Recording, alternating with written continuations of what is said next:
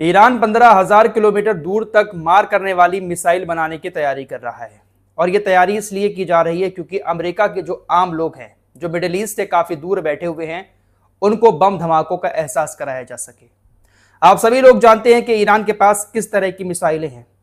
आरोप तो ऐसा भी लगता है कि ईरान के पास तकरीबन 6 से 7,000 किलोमीटर मार करने वाली मिसाइलें अभी मौजूद हैं और ईरान अपनी मिसाइलों को यूरोप तक पहुंचा सकता है। लेकिन ईरान 15,000 किलोमीटर दूर तक मार करने वाली मिसाइल बनाने की तैयारी कर रहा है ताकि अमेरिका के लोगों को एहसास हो सके कि जब किसी देश के आम लोगों के ऊपर मिसाइलें बरसाई जाती हैं तो उसका एहसास क्या होता है। अमेरिका एक ऐसा देश है जो पूरी दुनिया में जंग कर रहा है। दुनिया के किसी भी कोने में जंग हो रही है, उसके पीछे कहीं ना कहीं अमेरिका का ही हाथ है। लेकिन अमेरिका के लोग जो हैं वो जंग से बहुत दूर है। अमेरिका मिडिल ईस्ट में जंग कर रहा है। मिडिल ईस्ट से कोई भी देश अमेरिका के ऊपर हमला नहीं कर सकता क्योंकि ऐसे लड़ाकू विमान मिडिल ईस्ट के किसी भी देश के पास नहीं है जो इतनी लंबी दूरी की उड़ान भर के अमेरिका के ऊपर हमला कर दें। ना ही किसी देश के पास इस तरह की मिसाइलें हैं जो अमेरिका तक मार कर पाए। बाकी और यूरोप के देश जो हैं उनकी तो औकात है ही नहीं कि वो अमेरिका के ऊपर हमला कर पाए, क्योंकि सभी के सब अमेरिका के गुलाम बने हुए हैं। इसीलिए दुनिया के किसी भी कोने में जंग हो रही होती है, उसके पीछे अमेरिका होता है और अमेरिका का मकसद जंग को भड़काकर अपने हथियार बेचना होता है। इस वीडियो में दुनिया भर की बहुत सारी बड़ी बड़ी खबरें आपके सामने रखूंगा, इसलिए वीडियो में आखिर तक बने रहिएगा।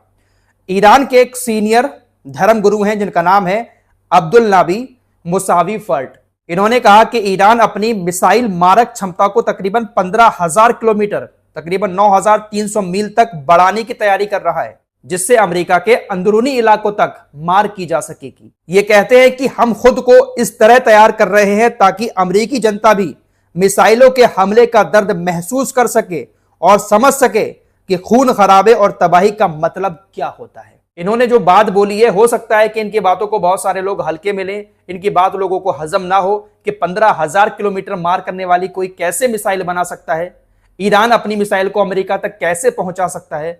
लेकिन पिछले कुछ सालों में ईरान का मिसाइल बनाने का जो इतिहास है उसको देखते हुए तो ऐसा ही लग रहा है कि आज नहीं तो कल, आने वाले कुछ सालों में हो सकता है कि ईरान इस तरह की मिसाइल बनाकर तैयार कर ले। कुछ सालों पहले तक किसी भी देश के पास 400 से 500 किलोमीटर मार करने वाली अगर कोई मिसाइल होती थी तो उस देश को काफी ताकतवर माना जाता था। लेकिन आज ईरान के पास 2,500 किलोमीटर मार करने वाली मिसाइलें मौजूद हैं, जिसका इस्तेमाल ईरान कर चुका है और हो सकता है कि अंदरूनी ईरान के पास इससे ज्यादा रेंज वाली मिसाइलें मौजूद हों। फिलहाल अमेरिका का मेन मकसद जो है वो यही है कि दुनिया भर में कहीं ना कहीं पर जंग होती रहे ताकि इनकी हथियारों की दुकान चलती रहे, क्योंकि इनको इस बात का तो बिल्कुल डर नहीं है कि हमारे देश के ऊपर भी कोई पलटवार कर सकता है, क्योंकि अमेरिका जहां भी जंग करता है वहां से हजारों किलोमीटर दूर अमेरिका के लोग सेफ अपने देश के अंदर घूम रहे होते हैं।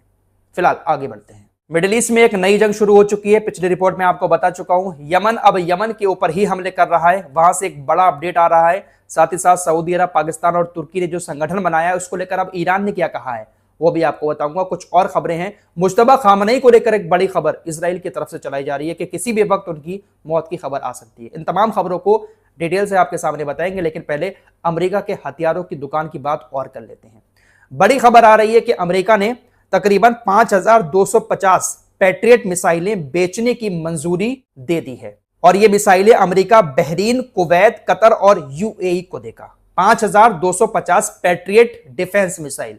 पैट्रियट डिफेंस मिसाइलों के बारे में आपको पहले भी बता चुका हूं। लगातार अमेरिकी मीडिया की तरफ से ऐसी खबरें दी जा रही हैं कि इस वक्त अमेरिका भयंकर पैट्रियट डिफेंस मिसाइलों की कमी से जूझ रहा है।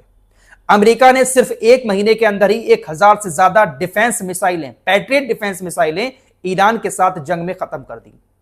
अमेरिका ने सऊदी अरब, कतर, कुवैत, बहरीन जैसे देशों को जो पहले पैट्रियट मिसाइलें बेची थी उसका स्टॉक लगभग तमाम अरबी देशों के पास खत्म हो चुका है।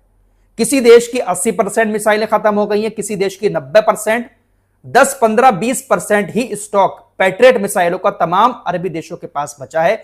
इसीलिए अमेरिका एक बार फिर से इनको मिसाइलें बेचना चाहता है। हालांकि अमेरिका की मीडिया का यह भी कहना है कि इतनी सारी पैट्रियट मिसाइलें बनाने में टाइम भी बहुत लगता है और पैसा भी बहुत खर्च होता है। इसीलिए शायद अमेरिका ईरान के साथ आर पार की जंग नहीं कर रहा है, क्योंकि तमाम अरबी देशों और अमेरिका के पास मिडिल ईस्ट के अंदर डिफेंस मिसाइलों का स्टॉक नहीं बचा है। अमेरिका के अधिकारियों का और अमेरिका की मीडिया का ऐसा मानना है कि ईरान की एक मिसाइल को रोकने के लिए तकरीबन 3 पैट्रियट डिफेंस मिसाइलों का इस्तेमाल करना पड़ता है। ईरान की मिसाइल एक मिसाइल से नहीं रुकती है। इसीलिए अमेरिका और उसके साथी देशों के पास डिफेंस मिसाइलों की कमी हो चुकी है। अब जब डिफेंस मिसाइलों की कमी होगी तो कैसे अमेरिका ईरान के साथ बड़ी जंग कर सकता है। अब जब इधर अमेरिका अपनी डिफेंस मिसाइलें बनाएगा, उसका स्टॉक करेगा, तो ईरान भी खाली तो नहीं बैठेगा। जितना टाइम ईरान को मिलेगा उतने टाइम में ईरान भी लगातार अपनी मिसाइलों को भरता जाएगा। मिडिल ईस्ट में अमेरिका के पास इतनी ताकत नहीं बची है कि वो ईरान के साथ आर पार की जंग लड़ सके और अरबी देशों को अमेरिका बचा सके। 4 महीने में सब कुछ आप लोगों ने देख लिया है। इसीलिए अब सऊदी अरब को मोहरा बनाया है अमेरिका ने। जो मक्का समझौता हुआ है सऊदी अरब, पाकिस्तान और तुर्की के बीच, इसके पीछे भी कहीं ना कहीं अमेरिका का ही हाथ है। अमेरिका ने ही सऊदी अरब को आगे किया है, क्योंकि सऊदी अरब के अंदर जब अमेरिका के ठिकानों पर ईरान हमले करता है तो सिर्फ अमेरिका ही उनको रोकने की कोशिश करता है। लेकिन अब ये जो समझौता हुआ है, इस समझौते में अगर ईरान सऊदी अरब के अंदर हमला करेगा तो सऊदी अरब को बचाने तुर्की और पाकिस्तान भी आएंगे। मक्का समझौते के नाम पर मिडिल ईस्ट में अमेरिका ने ये एक नई चाल चली है, लेकिन ये नई चाल भी ईरान के ऊपर कोई असर नहीं डाल पाएगी। अमेरिका की सेना तो समुद्र में जहाजों की सुरक्षा नहीं कर पा रही है, सऊदी अरब के जहाजों पर लगातार हमले हो रहे हैं। इसीलिए इस तरह की चाल अमेरिका ने चली है कि ये जो नया संगठन बनेगा इसमें तुर्की और पाकिस्तान की नेवी भी समुद्र में आएगी और सऊदी अरब के जहाजों को बचाने के नाम पर हो सकता है कि ये लोग स्टेट ऑफ हॉर्मुज को ईरान से खुलवा दें। लेकिन बस की बात इनकी भी नहीं है कि स्टेट ऑफ हॉर्मुज ये ईरान से खुलवा पाए। ईरान के सांसद इब्राहिम रेजाई ने कहा कि सऊदी अरब को यह बात समझनी चाहिए कि पाकिस्तान और तुर्की के साथ ये जो कागजी समझौता सऊदी अरब ने किया है, ये कागजी समझौता सऊदी अरब को सुरक्षा नहीं दे सकता। यह समझौता भी ठीक वैसा ही है जैसा सालों साल तक सऊदी अरब ने अमेरिका को खुश करके अपने देश के अंदर रखा, लेकिन अमेरिका भी सऊदी अरब की सुरक्षा नहीं कर पाया। ऐसा ही इस कागजी समझौते में होगा। कितना भी समझौता कर लो, पाकिस्तान तुर्की को अपने साथ ले आओ, लेकिन इससे आपकी सुरक्षा नहीं होगी। ईरानी सांसद ने सऊदी अरब से कहा कि आप अपनी नीतियों में चेंजेस करें, अपनी नीतियों को ठीक करें, ताकि आपको अपनी सुरक्षा के लिए दूसरों के सामने गिड़गिड़ाना ना पड़े। यह बहुत पते की बात कही है। सऊदी अरब के ऊपर कोई भी देश हमला नहीं करेगा, सऊदी अरब खतरे में कभी नहीं आएगा, क्योंकि सऊदी अरब के अंदर मक्का मदीना जैसी पाक जगहें मौजूद हैं। दुनिया का कोई भी मुसलमान हो, किसी भी फिरके को मानने वाला हो, लेकिन सऊदी अरब के ऊपर हमला करने से पहले 1000 बार सोचेगा। लेकिन सऊदी अरब जो है वो कहीं ना कहीं अमेरिका के बहकावे में आकर अपने आप को खतरे में डाल रहा है और दूसरों के सामने अपनी सुरक्षा के लिए गिड़गिड़ा रहा है। हुतीज की बात कर लेते हैं। कल हुतीज ने यमनी सरकार जो सऊदी अरब के समर्थन से चलती है उनके ठिकानों पर हमले किए, बहुत सारे लोग मारे गए और बहुत सारा नुकसान भी यमनी सरकार के ठिकानों को हुआ है। अब खबर आ रही है कि पलटवार करते हुए यमनी सेना ने भी हुतीज के कुछ ठिकानों पर हमले कर दिए। हुतीज को भी कुछ नुकसान हुआ है, उनके भी कुछ लोग मारे गए हैं।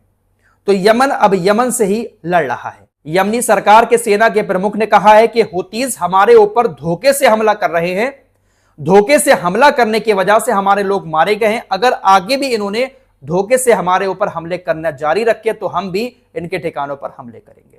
फिलहाल यमन के साथ ही लड़ रहा है। अब देखते हैं कि हुतीज पूरे यमन पर कब्जा करेंगे या जो यमनी सरकार सऊदी अरब के समर्थन से चलती है, अमेरिका के समर्थन से चलती है, वो हुतीज को भगाने में कामयाब हो पाएंगे। वैसे हुतीज भागने वाले नहीं हैं, खतरनाक हमले झेलने के बाद भी हुतीज वहीं टिके हुए हैं। हो सकता है कि हुतीज पूरे यमन पर कब्जा कर लें।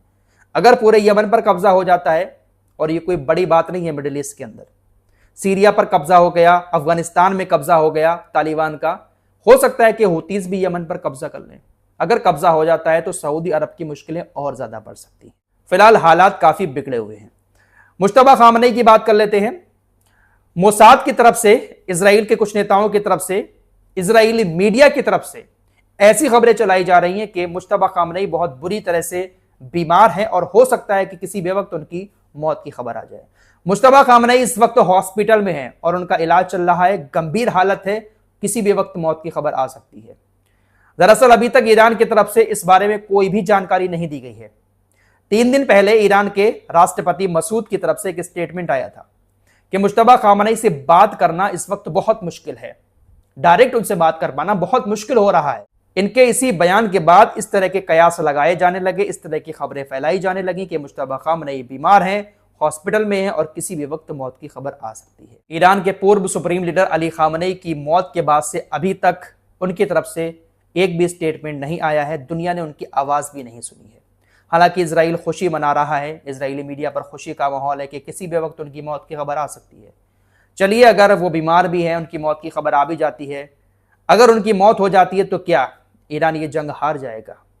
अली खामनेई के बारे में भी उनको ऐसा ही लगता था कि अली खामनेई मर गए तो फिर ईरान हमारी मुट्ठी में आ जाएगा, लेकिन ऐसा नहीं हुआ। उनकी मौत के बाद भी ईरान जैसा पहले था वैसा ही आज भी है, उसी ताकत के साथ ईरान आज भी लड़ रहा है।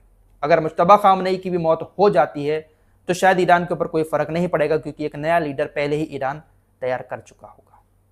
फिलहाल इस वक्त यही सब कुछ चल रहा है। ईरान को हर तरफ से घेरने की कोशिश है, लेकिन ईरान डर नहीं रहा है।